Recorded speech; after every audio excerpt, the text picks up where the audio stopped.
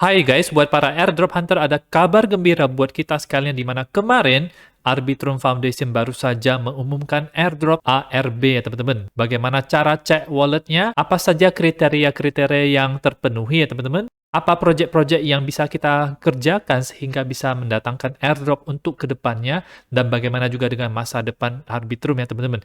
Nama saya Kelby dan saya menyajikan informasi seputar fundamental, technical, dan on-chain analysis.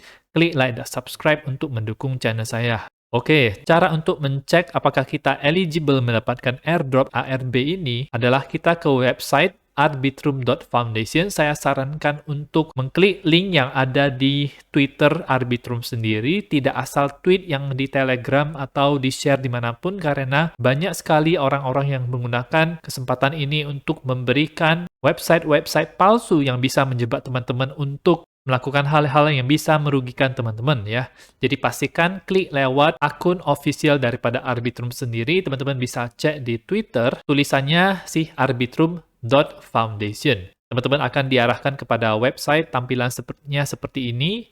Connect wallet, pastikan MetaMask-nya sudah siap. Klik di sini MetaMask. Kemudian continue in MetaMask, teman-teman masukkan passwordnya. Kemudian teman-teman klik check eligibility.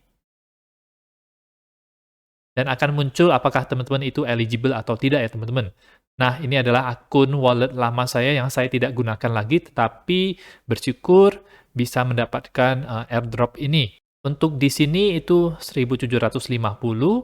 Nah, kriterianya itu apa saja? Yang pertama itu adalah bridging ke Arbitrum One dan Arbitrum Nova. Arbitrum Nova ini merupakan jaringan baru khusus untuk sosial media dan gaming, sedangkan Arbitrum One adalah yang biasa kita gunakan untuk DeFi. Yang kedua adalah transaksi yang dilakukan. Apakah melakukan transaksi dalam 2 bulan yang berbeda, 6 bulan yang berbeda, 9 bulan yang berbeda. Kalau kita melakukan transaksi secara rutin per bulan selama 9 bulan, maka kita akan mendapatkan lebih banyak poin di sini, dan airdrop yang didapatkan juga lebih banyak ya teman-teman. Frekuensi daripada transaksi dan interaksi, kalau lebih dari 4 smart contract yang kita kerjakan di jaringan Arbitrum, maka itu akan dapat poin di sini 10 transaksi, 25, dan 100 transaksi. Kemudian volume transaksi ini di mana total 10.000 minimal agar bisa dapat poin di sini, 50.000 dan 250.000. Jadi total jual beli itu berapa, total lending, borrowing, dan lain-lain itu juga masuk di dalam kategori ini. Kemudian kriteria kelima adalah assets bridge to Arbitrum One. Meskipun ini sepertinya baru saja diubah karena kemarin itu ini adalah providing liquidity yang saya lihat ya teman-teman. Jadi provide liquidity di Uniswap mungkin itu, tetapi mereka baru saja ubah kata-katanya. Kalau misalnya kita bridge ke Arbitrum One itu lebih daripada 10.000 ya teman-teman, maka akan ada centang ini 50.000 dan 250.000 dolar masuk ke Arbitrum One, itu akan dapat poin di sini. Dan yang keenam adalah aktivitas di Arbitrum Nova. Memang belum banyak DeFi yang ada di Arbitrum Nova, tetapi kriterianya tidak terlalu berat, hanya perlu 3 transaksi, 5, dan 10 transaksi. Minimal harus ada 3 poin yang didapatkan dari sini agar kita bisa eligible. Kalau tidak salah itu minimal itu sekitar 700 atau 800 koin yang kita bisa dapatkan untuk minimalnya. Poin-poin kalau misalnya ini kita dapatkan sebelum Arbitrum Nitro itu launching, maka itu akan bisa double nilainya. Dan mereka juga menggunakan sistem deteksi Sybil attackers. Apa itu Sybil attackers? Itu adalah orang-orang yang mau nge-farm dengan beberapa akun atau banyak akun agar bisa mendapatkan keuntungan setinggi-tingginya ya teman-teman. Mereka punya sistem sendiri untuk mencek apakah teman-teman itu masuk di kategori Sybil attackers atau tidak.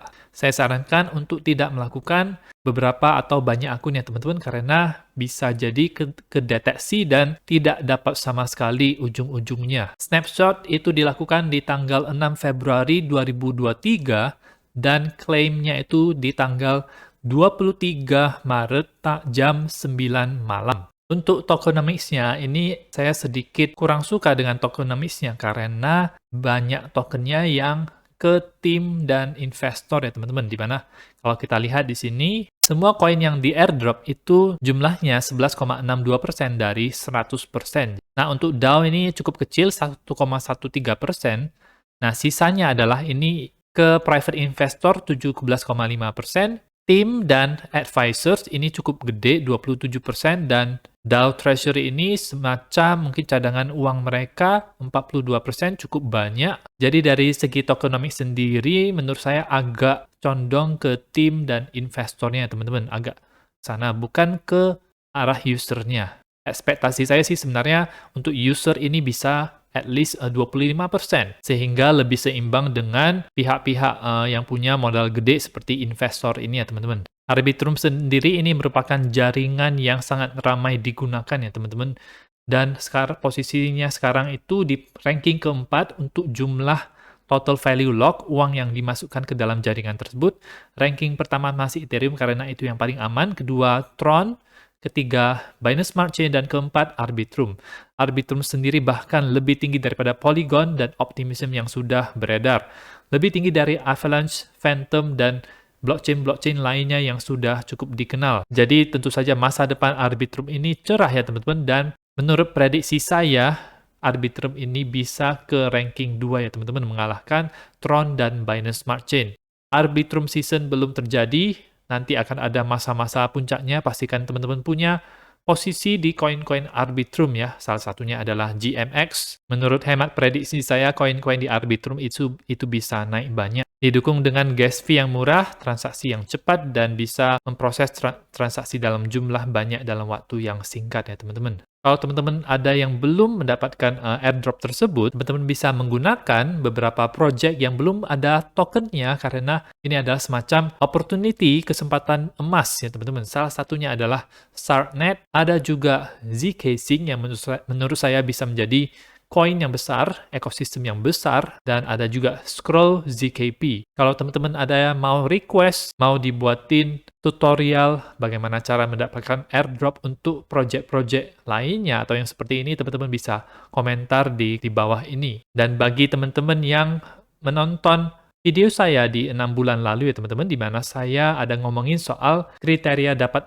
airdrop Arbitrum, di mana kalau misalnya teman-teman melakukan ini seperti bridge dari mainnet ke Arbitrum One dan Arbitrum Nova, dan gunakan dApps Arbitrum, jangan hanya sekali saja dan kerjakan yang lain juga, maka harusnya setidaknya teman-teman mendapatkan 1.250 token ya teman-teman. Ini lumayan. Airdrop layer 1, layer 2 yang kayak gini itu jumlahnya itu lumayan, kayak Aptos, Optimism, dan lain-lain. Selamat buat yang sudah mendapatkannya, dan tetap semangat untuk mengerjakan PR-nya, cek project yang lain ya teman-teman, khususnya zCasing ini.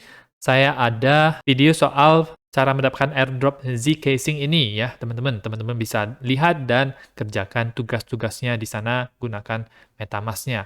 Dan ingat tentu saja, tips penting adalah jangan memfarm ini, jangan pakai beberapa akun karena bisa dideteksi menjadi Sibyl attackers dan mereka akan memfilter hal tersebut, tidak bisa dapat airdropnya.